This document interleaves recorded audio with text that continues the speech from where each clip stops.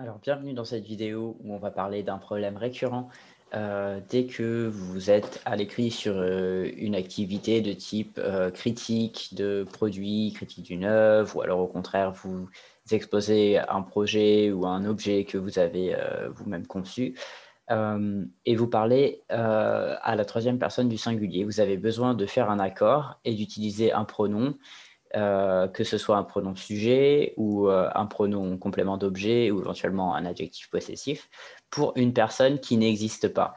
Une personne qui serait, par exemple dans cet exemple, un utilisateur ou une utilisatrice ou un client ou une cliente potentielle, mais ce n'est pas une personne qui existe et vous ne savez pas comment accorder le pronom ou alors vous l'accordez de façon, alors pas forcément incorrecte sur toute la ligne, mais disons un petit peu ringarde.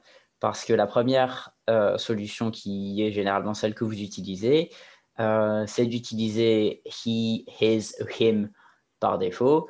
Je ne vais pas vous le montrer parce que je ne veux pas que vous le reteniez, mais dans cet exemple, du coup, ça ferait quelque chose comme This chair was designed so that the user can lean his back against the backrest. In this way, the chair will provide him with comfort and functionality.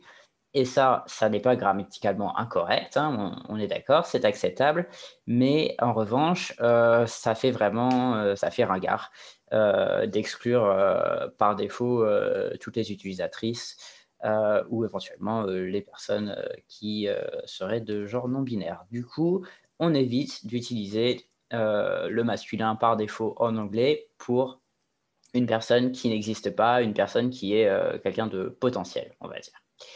Du coup, comment est-ce qu'on peut faire pour éviter d'avoir ce problème avec avec l'accord? Eh ben, première solution, on peut reformuler entièrement, dans pas mal de cas, au pluriel. Comme ça, on utilise comme pronom they, et puis ensuite, pour le possessif, their, et éventuellement comme pronom complément d'objet, them. Et du coup, on n'a pas besoin de genrer puisque ce pronom-là est neutre au pluriel. C'est il ou elle au pluriel, on ne sait pas. Donc, ça donne this chair, pardon, was designed so that users can lean their backs, en fonction de si on considère l'ensemble des dos de tous les utilisateurs, où chaque utilisateur a un seul dos, donc du coup, on peut laisser au singulier. Against the backrest. In this way, the chair will provide them with comfort and functionality. Donc là, la chaise pardon, a été conçue afin que les utilisateurs et les utilisatrices, on utilise un seul mot en anglais, puissent appuyer leur dos contre le dossier et ainsi la chaise leur permet d'allier confort et fonctionnalité. Je ne sais même pas comment dire ça proprement en français. Bref, donc première solution, on se souviendra qu'on peut utiliser le pluriel afin de rester neutre et d'englober il et elle euh, avec they et ainsi de suite. Deuxième solution, on utilise une variante de he, she avec un slash, he or she, s pour la première personne, pour le pronom sujet, s slash he pour dire she or he. Ça marche pour le pronom sujet, mais ensuite ça marche pas pour les autres formes de pronoms, donc il faut varier éventuellement. Je vous laisse réfléchir du coup un tout petit peu sur l'accord des deux pronoms avec les points d'interrogation ici et ici. Si on utilise une variante de ça, ça nous donne This chair was designed so that the user can lean his, her, ou bien his or her back against the backrest. In this way, the chair will provide him, her, the chair will provide him or her with comfort and functionality.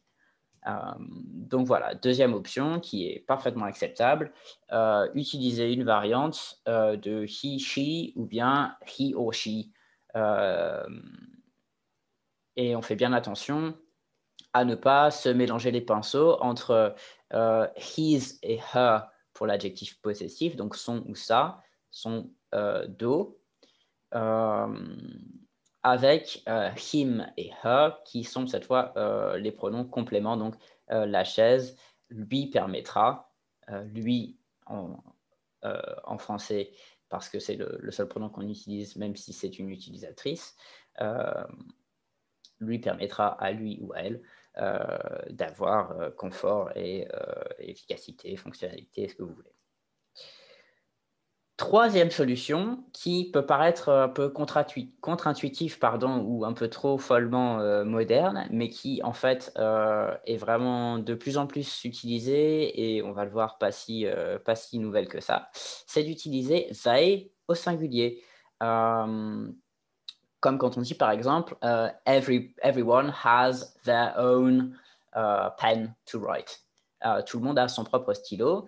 Everyone, everybody, no one, nobody, tous ces pronoms qui sont indéterminés, on les utilise souvent avec they, et de plus en plus souvent, comme vous le voyez dans ce petit graphique. Il y a des gens qui ont des réticences à utiliser ce pronom, hein, y compris des anglophones. C'est un petit peu polémique, mais en fait, c'est un usage qui est très ancien. Deux petits exemples d'utilisation du they singulier. D'abord par Jane Austen, donc, romancière britannique du 19e. It is everybody's duty to do as well for themselves as they can. Et puis, everybody is to judge for themselves. Donc, à chaque fois ici, on a everybody, donc c'est indéterminé. Et du coup, c'est le devoir de chacun ou de chacune de faire aussi bien qu'il ou elle peut. Et puis, chacun ou chacune est son propre juge dans la deuxième phrase. En français, on va être un petit peu obligé de genrer. En anglais, everybody is to judge for themselves. On remarque au passage qu'on accorde le pronom comme si c'était au pluriel. Hein, themselves, V-E-S, ça nous marque qu'on est bien au pluriel, mais le sens est singulier. Deuxième exemple, un petit peu plus complexe, mais on va s'en sortir, qui vient de Shakespeare. There's not a man I meet but doth salute me as if I were their well-acquainted friend. Donc, not a man, no one, nobody. Et ensuite, on est bien à la troisième personne du singulier ici, puisqu'on voit doth, qui est la forme ancienne de does, et un tout petit peu plus bas, their well-acquainted friend. Donc, not a man, ça nous donne their comme adjectif possessif. Le sens ici, c'est everyone I meet acts as if they knew me well. Tous ceux que je rencontre font comme s'ils me connaissaient bien. En français, encore une fois, on genre avec il, et en anglais, on peut rester neutre avec le they singulier. Everyone I meet acts as if they knew me well. Du coup, appliqué à notre exemple, this chair was designed so that the user can lean their back against the backrest. In this way, the chair will provide them with comfort and functionality. Donc, on utilise their et them pour un pronom sujet qui serait they, même si on est au singulier. Et cette solution permet d'être neutre et inclusive. À noter au passage que l'usage du pronom they comme alternative au pronom binaire he et she est également utilisé par des personnes qui ne se reconnaissent pas du coup dans un genre masculin ou féminin. Donc voilà, ça peut être une bonne solution pour éviter de genrer. Sinon, si vous n'êtes pas trop sûr, si vous avez peur de vous planter dans les accords, c'est pas grave, vous gardez he, she ou he or she, mais vous évitez le masculin par défaut. Voilà.